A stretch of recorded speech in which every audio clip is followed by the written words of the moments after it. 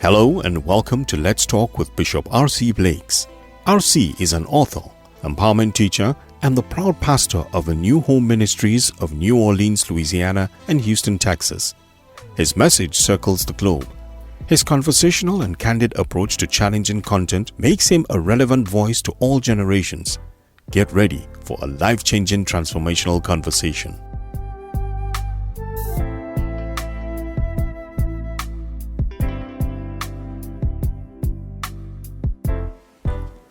Hello. This is R.C. Blakes, and of course, I thank God for you today. I'm so grateful to be able to share with you today, and I want to talk about something today that is going to be helpful. Really, this message is going to be helpful for anyone that would really open his or her ears to hear it. I want to talk about self-esteem. How, we can take the limits off of our lives, by working on understanding how to work on our self-esteem. And it's the comedian Cat Williams that made the most profound, humorous but profound statement. It's called self-esteem for a reason. It's something that we must do for ourselves. We're trying to get people to esteem us. We're trying to esteem ourselves through accomplishments, through acquisition, through attachments. But the reality is, esteem has to come from within. Now, the clearest evidence of one walking or living in the realm of high self-esteem is confidence. When you really have a high self-esteem, there's a confidence that you walk in. Now, there's a false confidence that a lot of folk try to portray, but they try to portray it because they lack real confidence, because they lack self-esteem. Arrogance is not confidence. Bigotry is not confidence. Feeling like you have to belittle others is not confidence. That is the opposite of confidence. You are really struggling with low self-esteem when you function like that. But when you have a high self-esteem, it produces an authentic confidence that carries you through any and every situation, knowing that you're equal to the task, knowing that if there's something to be learned, you can learn it, knowing that God did not put you here for you to go under. God put you here for you to conquer and to go over. If you look in Hebrews chapter 10, verses 35 and 36, it says, "Cast not away therefore your confidence, which hath great recompense of reward. For ye have need of patience, that after ye have done the will of God, ye might receive the promise." But now the term confidence here in verse 35 means outspokenness, frankness, bluntness. By implication, it speaks of assurance, boldness. Cast not away your assurance, your boldness. Your confidence is a certainty that reflects itself in your overall approach to life.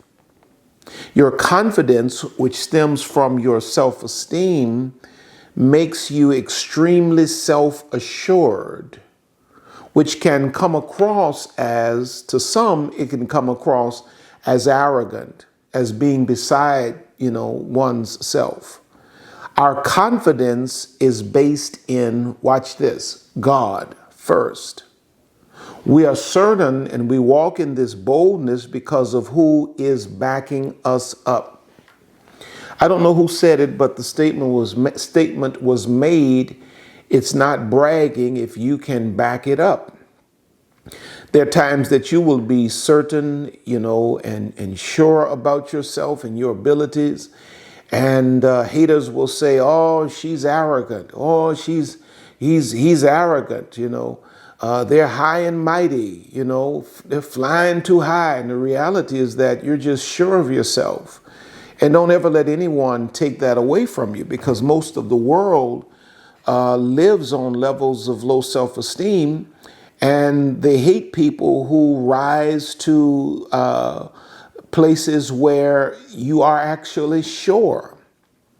But the text highlights three major keys to maximizing or taking the limits off of your life and moving beyond obstacles. And these three keys are confidence, patience, and consecration. Now, notice how he connects the reward to confidence. He says, cast not away, Hebrews 10:35-36, cast not away therefore your confidence, which hath great recompense of reward. Notice how he connects the rewards in life to confidence. I thought that was very interesting, that rewards are attached to confidence.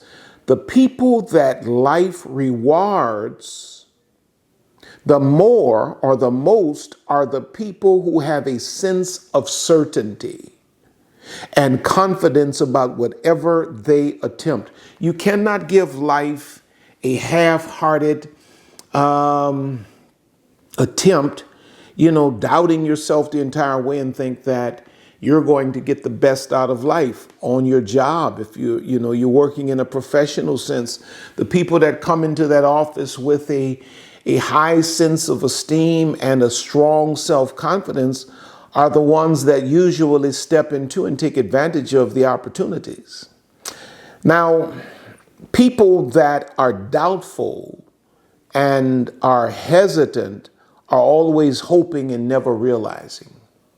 And see, that's where some of you all are now. You are, you're doubtful and you're always hoping for stuff, but you don't have the confidence to actually step into the realm of the reward because you lack the confidence. You lack the confidence because your esteem is not where it should be. When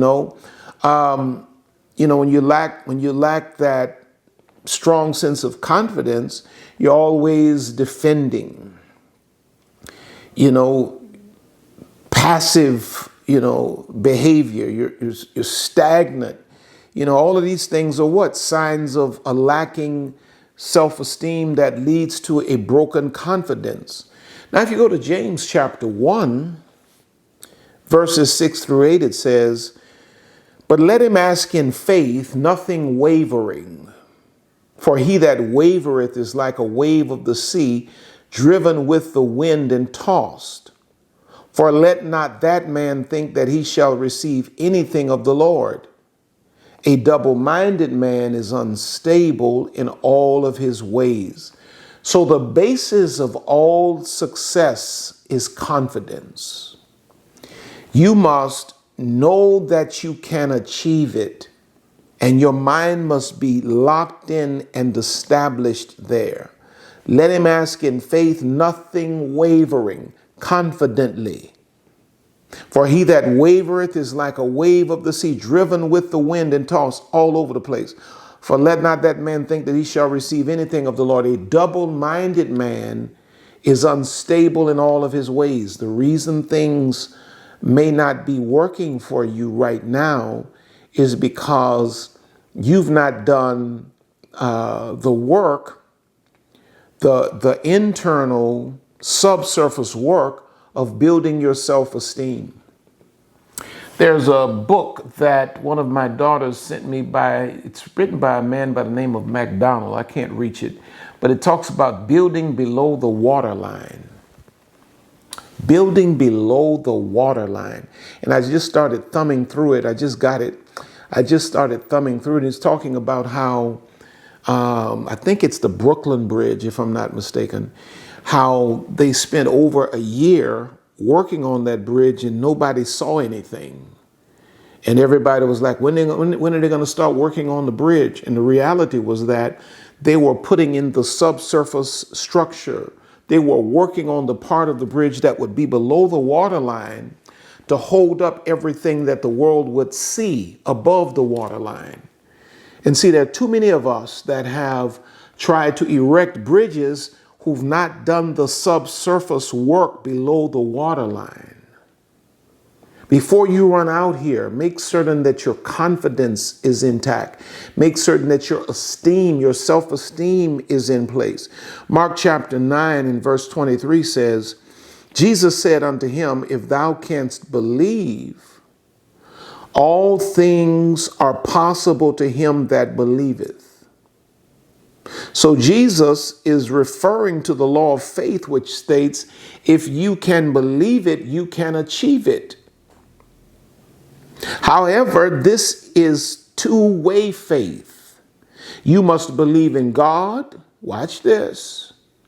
You must believe in God and what he said, as well as you must believe in yourself.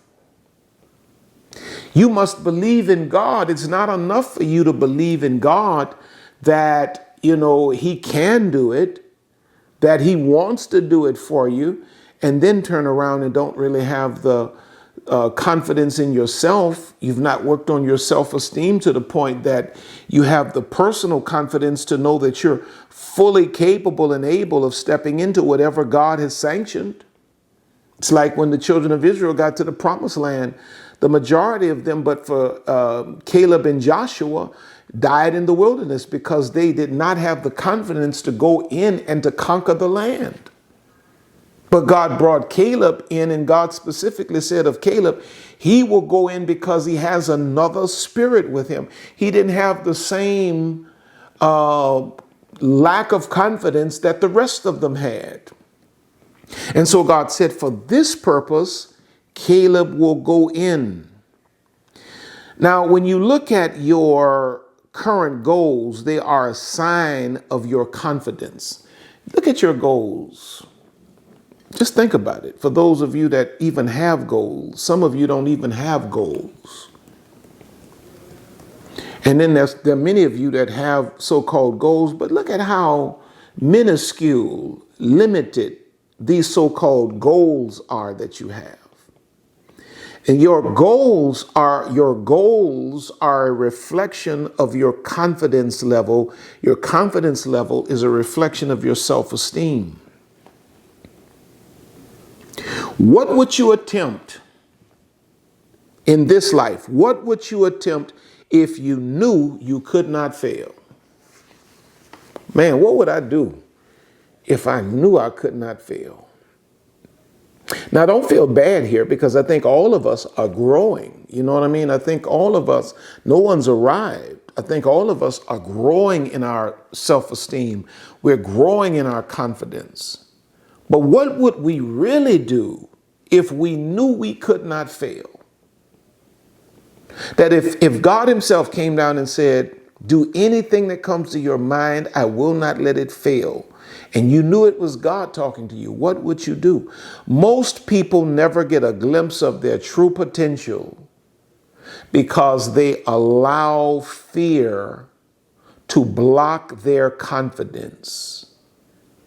Fear steps in and it makes us turn our focus outward, and we're looking at stuff and we're not seeing anything.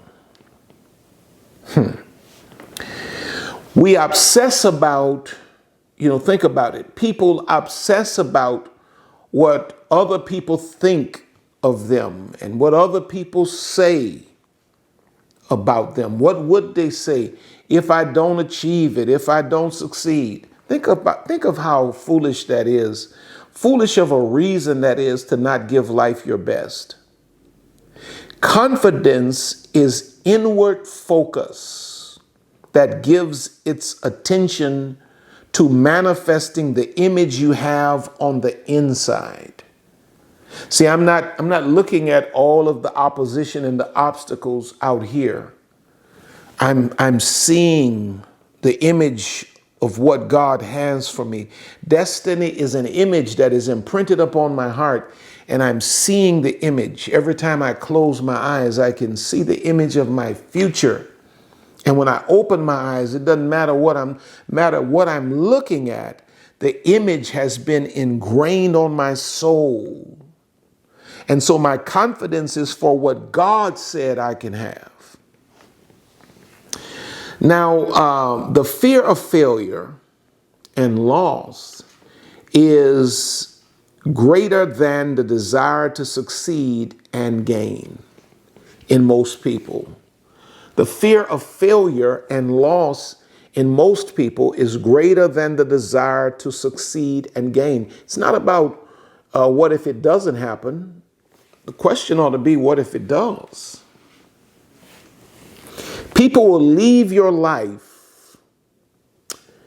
People will leave your life stuck in a place that you don't like because you were afraid of trying. You were afraid of disappointing them. You were afraid of the backlash if it did not succeed. Now, your personal level of self-esteem directly determines your quality of life. Your personal level of self-esteem. You see, we want to get on with the business of achieving all of this stuff and doing all of that before we've worked on the confidence. And then we get out there, and then life, Mike Tyson said everybody has a plan until they get punched in the mouth. Well, you get out there and you think you got a plan, and life punches you in the mouth, and you realize that you didn't work enough on your confidence. And then you can't substantiate your confidence until you start at the starting line, which is where? Your self-esteem. Your personal level of self-esteem directly determines your quality of life. God is working on my self-esteem. Yeah, I've gotten so much better over the years. But there are two aspects of a mentality that takes the limits off of life: your self-concept and your self-esteem. Your self-concept is how you define or view yourself. Everybody has a self-concept. Now, the unfortunate reality is that most people don't consider what they see of themselves to be worth much. Now, one study showed that 95% of the population compares themselves unfavorably to others. The 5% of the population that view themselves as adequate and competent experience the greater percentage of the success. Interesting how 95% of the population compares themselves unfavorably to others. Kind of like the children of Israel when they went in to spy out the land. 12 went out to spy it. 2 came back and said, we can do it. The other 8 said, or the other 10 said rather, we can't do it. We're like grasshoppers in their sight. The 5% of the population that view themselves as adequate and competent experience the greater percentage of the success. Now, there's a parable that captures the power, what I believe is the power of high self-esteem versus a low self-estimation, low self-esteem. Go to Matthew chapter 25. Matthew chapter number 25, verses 14 through 28. Listen to what it says. For the kingdom of heaven is as a man traveling into a far country, who called his own servants and delivered unto them his goods. And unto one he gave 5 talents, to another 2, to another 1, to every man according to his several ability. And straightway took his journey. Then he that had received the 5 talents went and traded with the same, and made them other 5 talents. And likewise he that had received 2 talents he also gained other 2. But he that had received 1 went and digged in the earth and hid his Lord's money. After a long time, the Lord of those servants cometh and reckoneth with them. And so he that had received 5 talents came and brought other 5 talents, saying, Lord, thou deliverest unto me 5 talents. Behold, I have gained beside them 5 talents more. His Lord said unto him, Well done, thou good and faithful servant. Thou hast been faithful over a few things. I will make thee rule over many things. Enter thou into the joy of thy Lord. He also that had received 2 talents came and said, Lord, thou deliverest unto me 2 talents. Behold, I have gained 2 other talents beside them.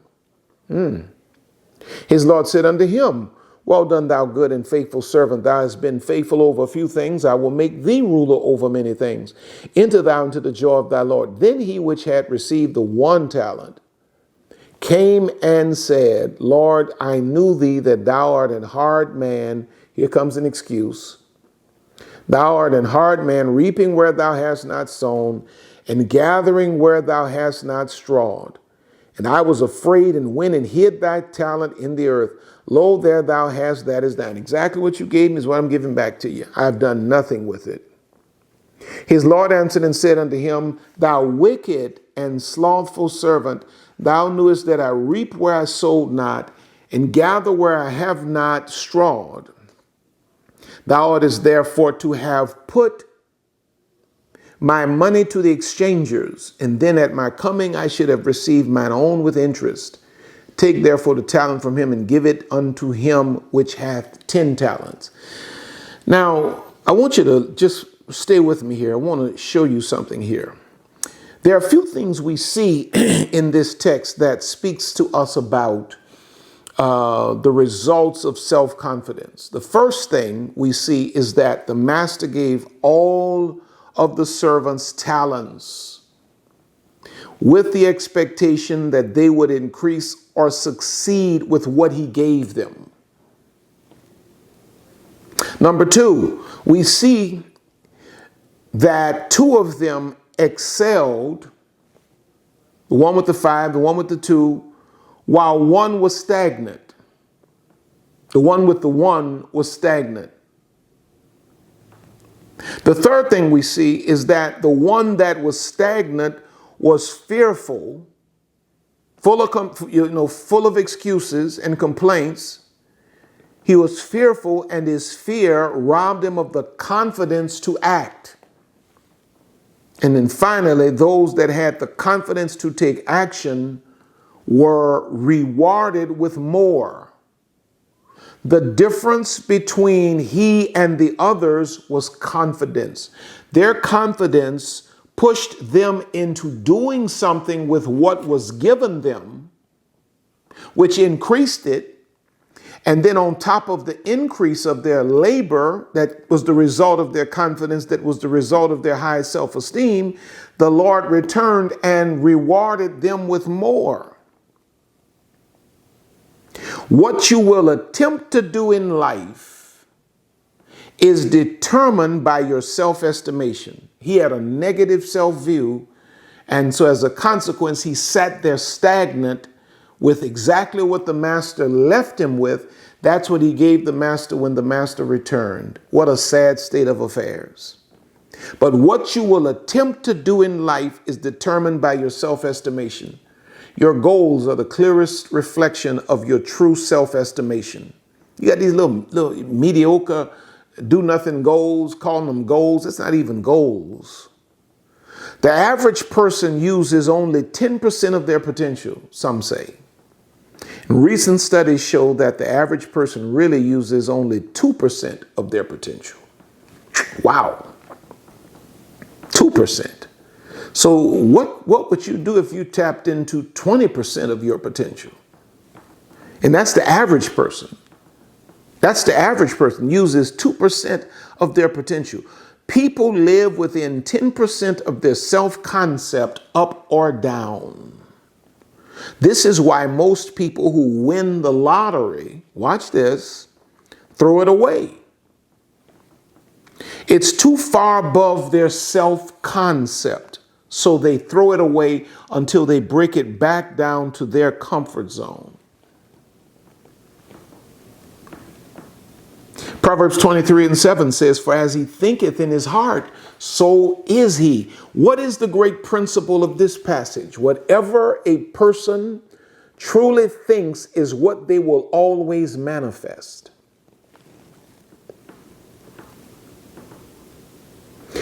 Now let me give you these keys, building your self-esteem. Starts with letter A, self-ideals. This consists of values, hopes, dreams, goals, and aspirations. It's the person you'd most like to be, your self-ideal. What is the ideal version of you? Because winners are very clear about what they really want, how they want to present themselves to the world. Losers are never certain about what they really want, and they compromise easily. They don't have a self-ideal. They're too busy trying to appease and please and placate the world. So they have a lacking self-ideal. But if you're going to build self-esteem, it starts with identifying your self-ideal. Letter B, your self-image, which speaks of the way you see and think of yourself. It is your inner mirror. How do you presently look at yourself? I know how you see yourself in the future. I hear you saying what your self-ideal is, but what is your present self-image? How do you show up to yourself when you look in the mirror? Are you calling yourself ugly, fat, this and that? And are you running yourself into a state of depression? Then letter C, we get to self-esteem, self-ideals, self-image, self-esteem. This is the emotional part of the personality. It's how much you like yourself. Whenever your personal performance is consistent with your self-ideal, your self-esteem rises. When you fall short of your ideal, your self-esteem goes down. The more you perform in accordance with your ideal, the more you like yourself. The more you like yourself, the better you perform, and there is a perpetual upward cycle of success created in your life. When you try to perform according to your self-ideal, your cautious carnal mind will attempt to make you settle for your comfort zone. Don't worry about reaching for the ideal. Don't worry about trying to be the best version of you.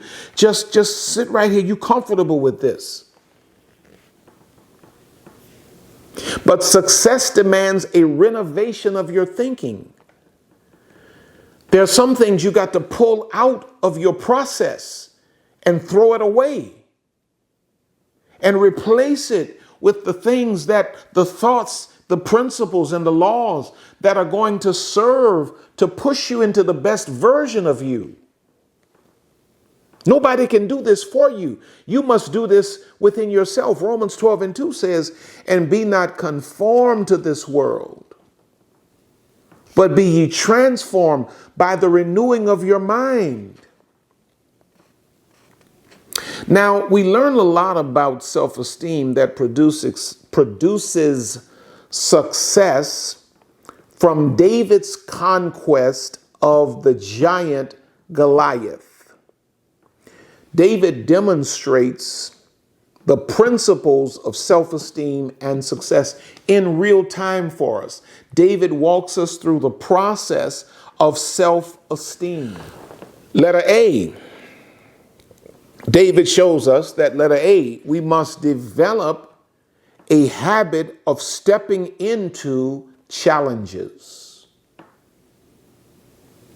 When David had to meet Goliath, David had such high self-esteem because he learned from a child to meet every challenge head on. So when it came down to meeting Goliath, the Bible says David ran to meet him. He didn't walk cautiously. He ran to meet him. If you look in 1 Samuel 17, 34 through 37, David is talking to King Saul here. And he says, and the Bible says, and David said unto Saul, thy servant kept his father's sheep. And there came a lion and a bear and took a lamb out of the flock.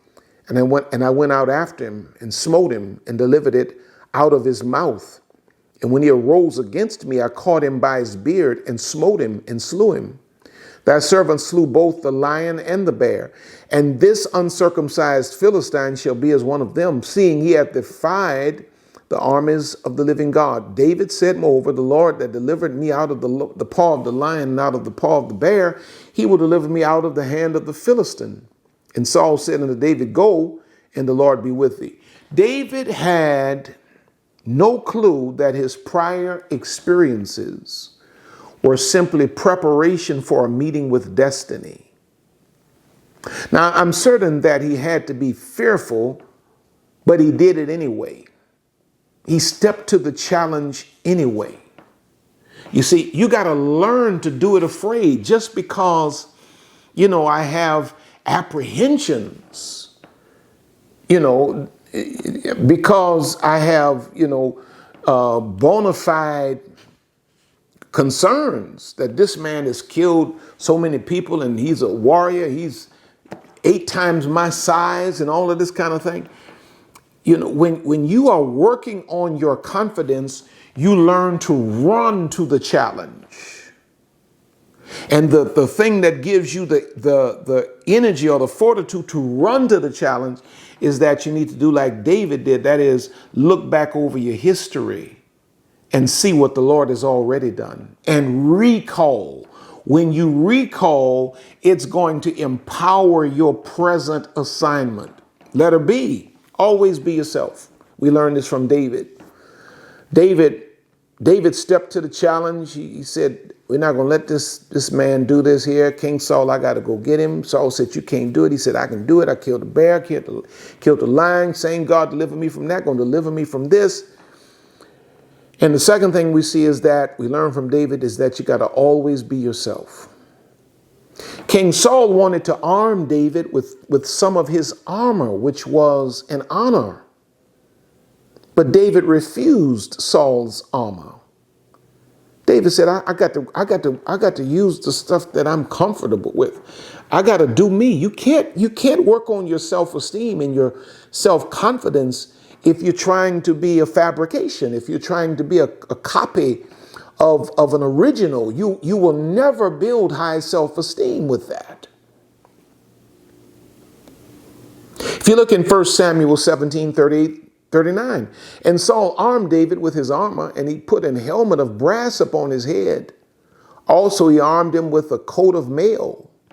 And David girded his sword upon his armor, and he essayed to go, for he had not proved it. And David said unto Saul, I cannot go with these, for I have not proved them. And David put them off him. David said that he had not proven Saul's gear, so he went with his own armor.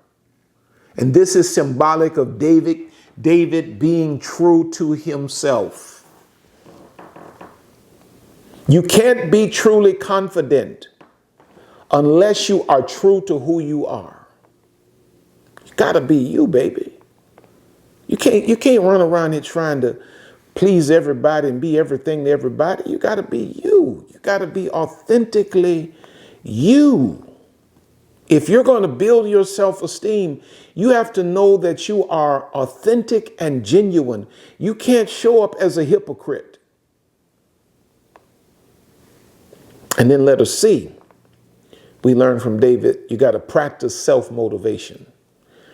David did not need anybody else to motivate him to face Goliath.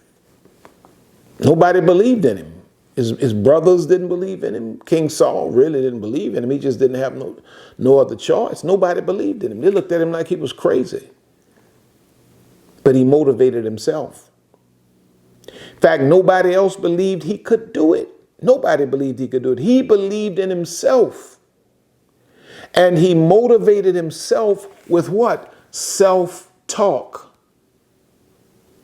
What are you saying to yourself? It's one thing for the world to say this, that, and whatever to you. But what are you saying to yourself?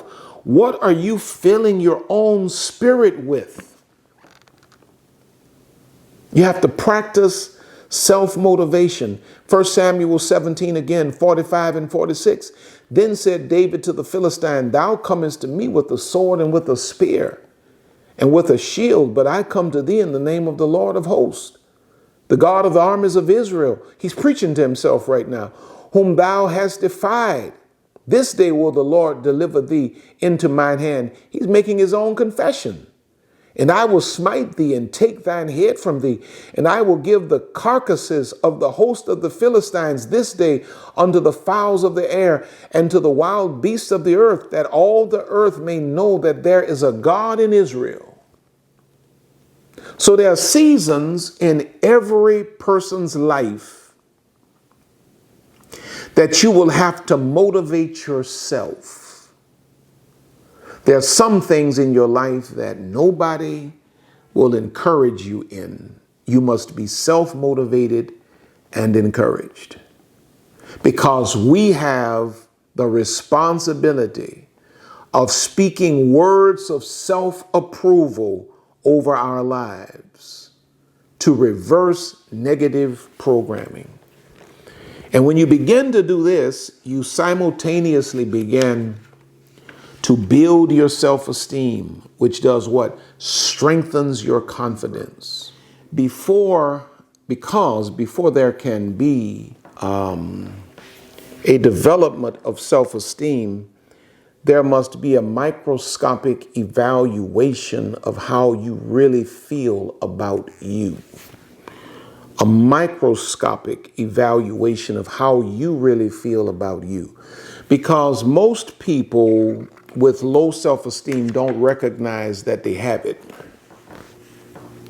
Most people with low self-esteem don't recognize that they have it. They don't accept it, and often they don't look like it, not on the surface. It's not until you have to really deal with them directly that you begin to discover that they are really struggling with low self-esteem. People that feel the need to control everything, low self-esteem.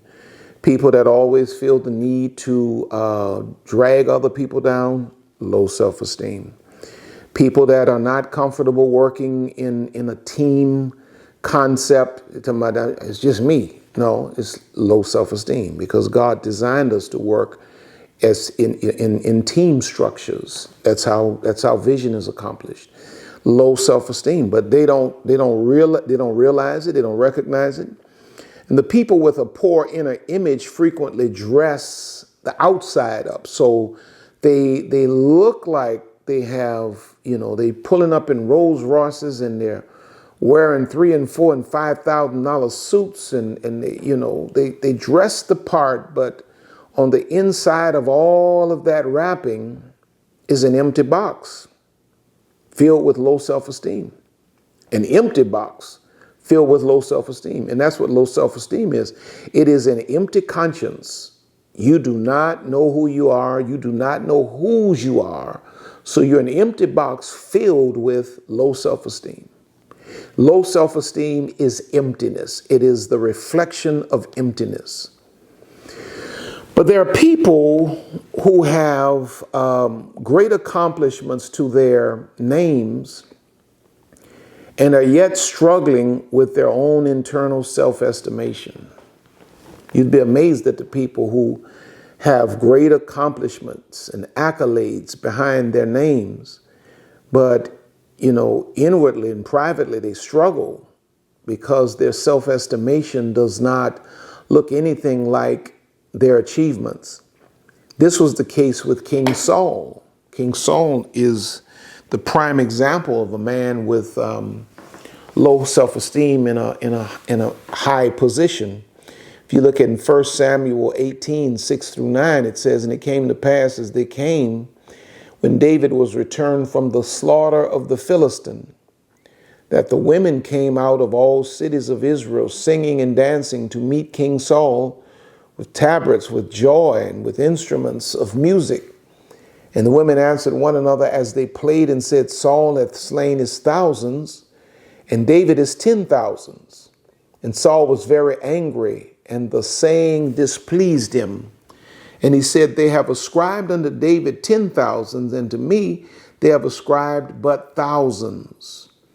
And what can he have more but the kingdom?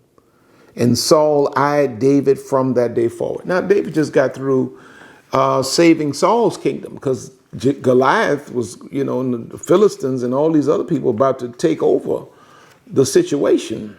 And then God raises up David to be Saul's warrior. And now here Saul, because of low self-esteem, is eyeing David, his best friend, actually. Saul was one of the most powerful men in the world, on the outside, but, scared. He was a scared failure on the inside. Sometimes people use their accomplishments and their achievements to cover up their inner deficiencies. People get carried away with cars, money, titles, jewelry. Everybody got to have a title now. Everybody's a doctor, apostle, prophet, bishop, evangelist, pastor, teacher, life coach, whatever else y'all can tag on to this thing. Everybody got to be all of that now. Why is that? Low self-esteem. Big houses to mask the low self-esteem, fixtures. True success in life does not begin with what's on the outside. It's the development of your spirit and soul first. The outside should be a reflection of your inward self or your inward reality.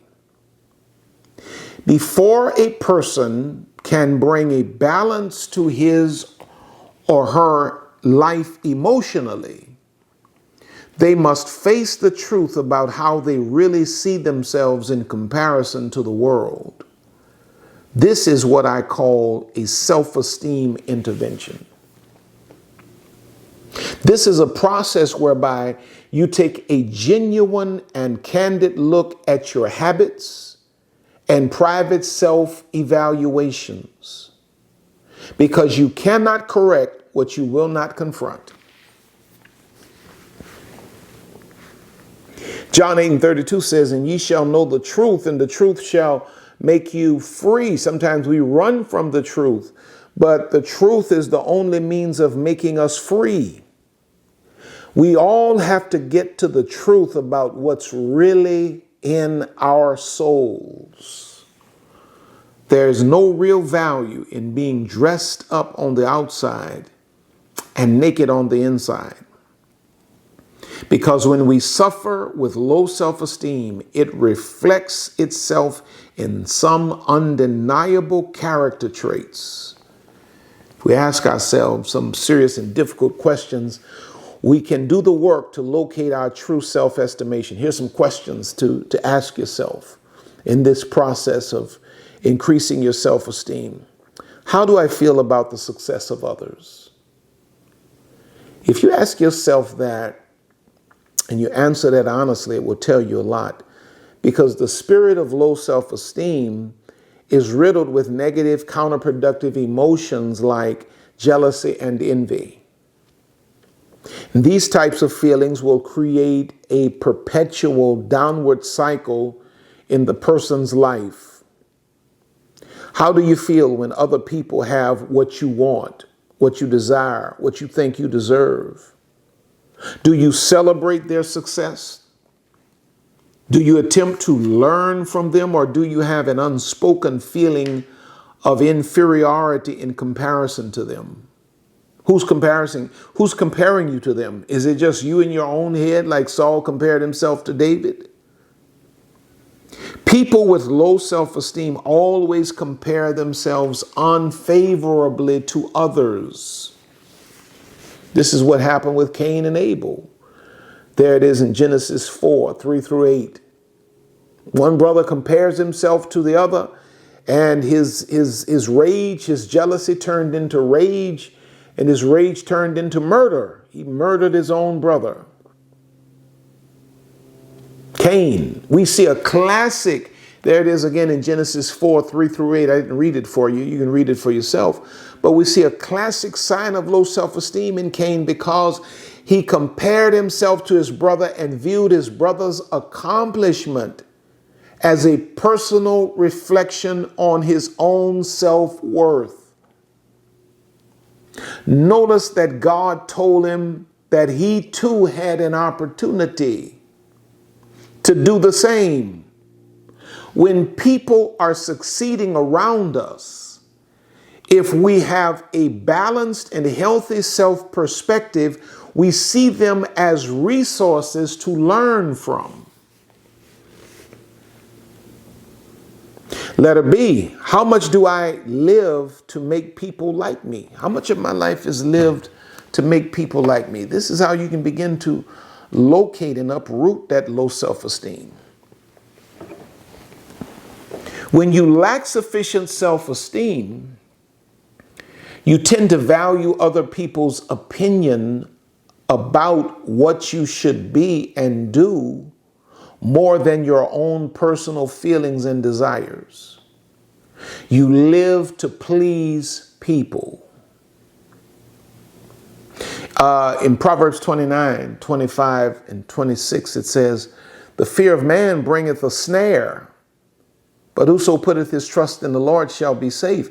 Many seek the ruler's favor, but every man's judgment cometh from the Lord." And the term snare there speaks of a noose for catching animals, a hook for the nose, or a trap. When you're trying to please people, it becomes a hook, it becomes a trap, it becomes a noose. When you do everything you do to please other people, you are attempting to win approval. You need their approval because you don't approve of yourself. I'll say again, you need their approval because you do not approve of yourself. When you approve of yourself, you don't really care what other folk think. The problem with this is that this person often doesn't want to do what they're doing, but their minds say, I am worth something if people like me. And people like me when I please them. The reality is that most of the people that you live to please are just using you because you're available. As long as you live to please them, they applaud. But when you become independent, they crucify you. When you actually become authentic and you live as an individual, the same crew that applauded you when they were able to use you, now this same crew crucifies you. You do not truly love yourself until you can handle not being liked by people. You do not truly love yourself until you can handle not being liked by people. Okay, let us see questions that we ask to reveal if we're struggling with low self-esteem. How much of my life is lived in the safe zone? When our self-image is lacking, we refuse to take risks. We live a boring life that is void of accomplishment, ambition, because we lack the courage to execute. You watch others do what you only think or thought of doing. And then you say, I thought of that. I thought of that. I could have done that better. But you didn't do it at all because you're living your life in the safe zone. Why are you in the safe zone? Your self-esteem won't allow you to move from the safe zone. One of the primary differences between a winner and a loser in life is the confidence to execute. Many people, have the know-how and even the plan, but not the inner fortitude to act. You can have the know-how and have a very good plan, but if you don't have the boldness and the courage to act, you may as well not even have the plan. or the know-how. Now, one of the fundamental requirements of Joshua and Israel to conquer the promised land was to have the confidence to execute. That was one of the things that God demanded of them, that they would have, Joshua as the leader would have the confidence to execute. If you look in Joshua 1, 7 and 8, it says, only be thou strong and very courageous, that thou mayest observe to do according to all the law which Moses my servant commanded thee. Turn not from it to the right hand or to the left, that thou mayest prosper whithersoever thou goest. This book of the law shall not depart out of thy mouth, but thou shalt meditate therein day and night, that thou mayest prosper, that thou mayest observe to do according to all that is written therein, for then thou shalt make thy way prosperous, and then thou shalt have good success. But notice how God continues to tell Joshua to be of a good courage and to do. Be of a good courage and to do. Why did he need the courage? He needed the courage because he was out of his comfort zone. And the only way he could legitimately inherit or should I say conquer the promised land was that he had to have the courage to do. God instructed Joshua to be of a good courage because he would need a strong inner concept to take the promised land.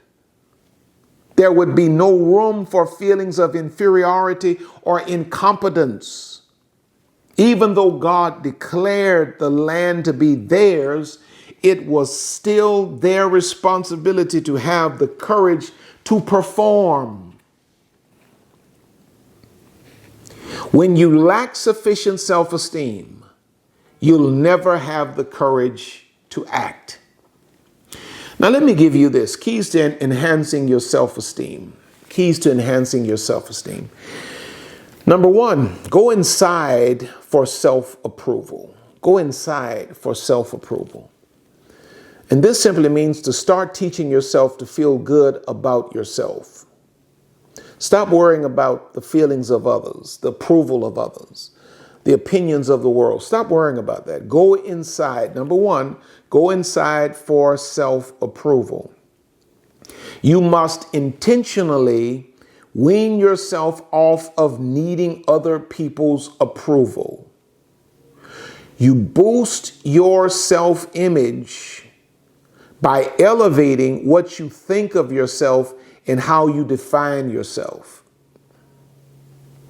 Most of our personal beliefs, listen to this very carefully, most of our personal beliefs were formed in childhood, when our life experiences and knowledge about life were limited.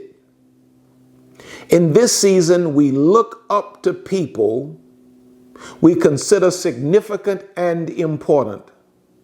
When their opinions and words don't build sound character or emotional stability, we carry that view of ourselves as a belief into adulthood.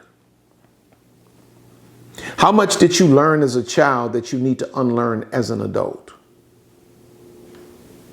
I think all of us learn some stuff as children that we need to unlearn as adults. Proverbs 22:6 says, train up a child in the way he should go, and when he's old, he won't depart from it.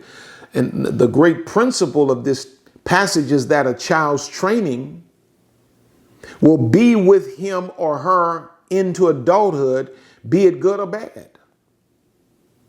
All of us, to a great extent, inherited our self-perspective from our childhood experiences, childhood exposure, and what other people told us about ourselves. Now, the first great step to building your self-esteem is to ignore everything negative that people have assigned to you. That's other people's view of you. You have to get your own view. People will say, well, you're too dark, you're too fat, you're too light, you're too skinny. But if you put on glasses with another person's prescription, things would look abnormal to you. This is the same thing you're doing when you live your life based on the limitations and labels that other people have given you. You're trying to see your life through their prescription, and it does not work. I remember one day my brother and I were walking, and he says to me, he says, let me try on your glasses. And so I gave them to him, and he said, wow. I said, what? He said, man, everybody, my prescription, he said, everybody looked like they 10 feet tall. That's what looking into his life through my lenses looked like to him. Now I took the same lenses and put them on my eyes, and I saw perfectly fine. But you got to stop wearing other people's prescription when it comes down to your self perspective, your self view. You start to boost your self-image by discovering what God really says about you in his word. Psalms 139:14 says, I will praise thee, for I am fearfully and wonderfully made. Marvelous are thy works, and that my soul knoweth right well. Your background, experiences, or people's opinions do not define you. You're what God says about you. He made you and established your parameters. Deuteronomy 28:13 says, and the Lord shall make thee the head and not the tail, and thou shalt be above only, and thou shalt not be beneath, if that thou hearken unto the commandments of the Lord thy God, which I command thee this day to observe and to do them. God is the one that establishes who you are. Go inside for self-approval. Stop asking people to define you. Stop asking people to esteem you. Go inside. Allow the Creator to define you and to establish your self-perspective. Number 2, you must begin to arrest negative words and confessions. We're saying so much negative stuff about ourselves. People really don't have a chance to talk bad about us, competing with us talking bad about ourselves.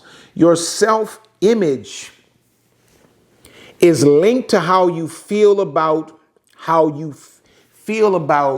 yourself, and how you feel about yourself is motivated by what you say. What you repeatedly say becomes a belief. Now, if you ask me about me, I'm going to tell you I'm brilliant. Oh, he's arrogant. No, I'm wise. I'm really wise. I'm very wise. I'm very wise. I'm very brilliant, and I'm very, very wise. I am.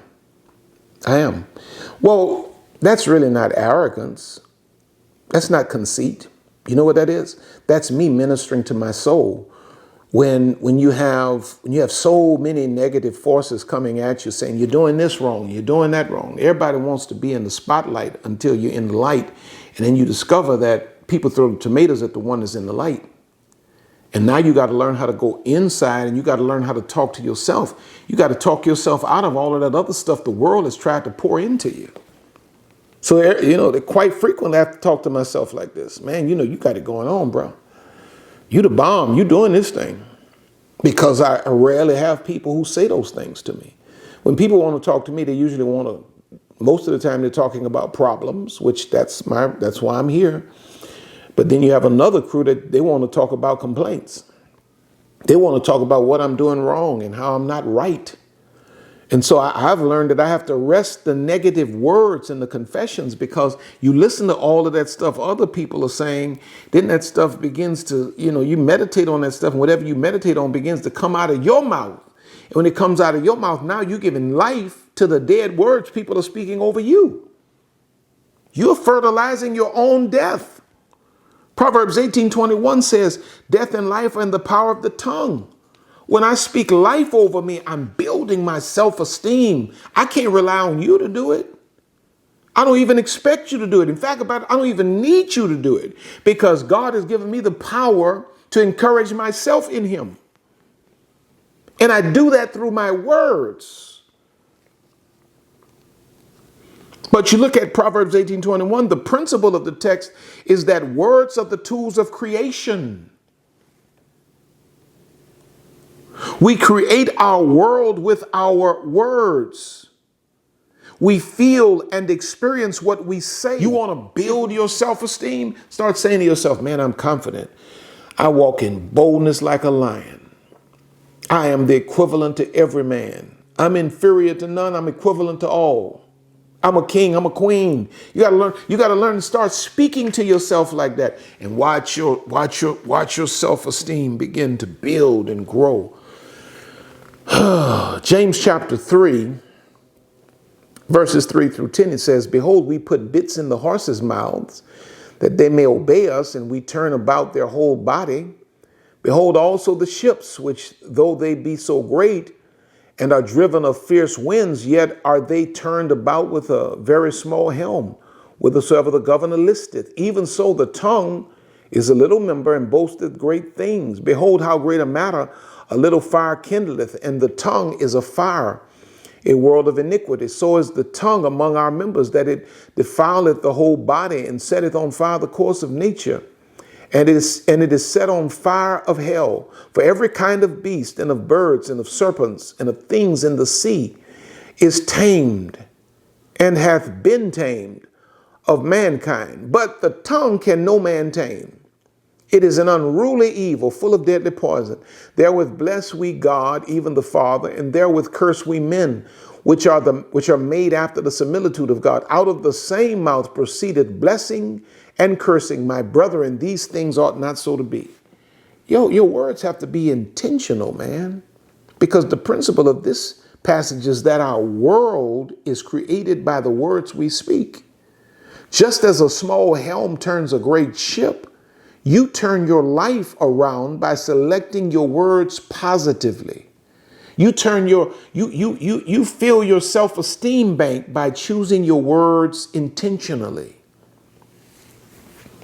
Let me read this. From where does all of this negative self-talk come? It originates in painful and negative experiences that tend to change our inner view of what is possible for us. These negative and hurtful past experiences project themselves through our negative inner voice. That's the voice that talks in your head and constantly repeats what you can't do, what you're not worth, and how nothing will ever work. So you have to begin to arrest the negative words and confessions. And then number 3, you have to kill the spirit of procrastination. You want to build this self-esteem, you got to kill the spirit of procrastination. We're all just one success away from an elevated self-esteem. However, most of us can't get that one positive success under our belts because of procrastination. We never pull the trigger. If you never jump off of the bank, you never swim. You may have a suit and even know how to swim, but if you don't jump, you never get wet. When you don't really believe in yourself, you find every excuse in the book to avoid taking action. The only way to reprogram your soul is to confront your fears head on. Once you confront your fears and doubts with action, you discover how powerful you really are and how many lies have been planted in your mind. For God, the Bible says in 2 Timothy 1:7, hath not given us the spirit of fear, but of power and of love and of a sound mind. You break the spirit of procrastination by doing what you're afraid of. When you've done it, you overcome and begin to see yourself as capable. Now, one of the most costly effects of low self-esteem is that it keeps you stuck in a state of indecision, which causes us to forfeit the blessings that God has provided. Now, number 4, you must enhance your knowledge base. Learn more about what you're doing, and your esteem will skyrocket. Listen to Proverbs 24:5. A wise man is strong. Yea, a man of knowledge increaseth strength. When you know and know that you know, it impacts your self-assessment. Invest in yourself. Invest in your self-education. Anything pertaining to your field of choice. The greatest weapon that the world has against you is your own ignorance. So my prayer is that something has been said that is causing your self-esteem to rise, because God is calling you into more, into greater. God bless you. I love you now.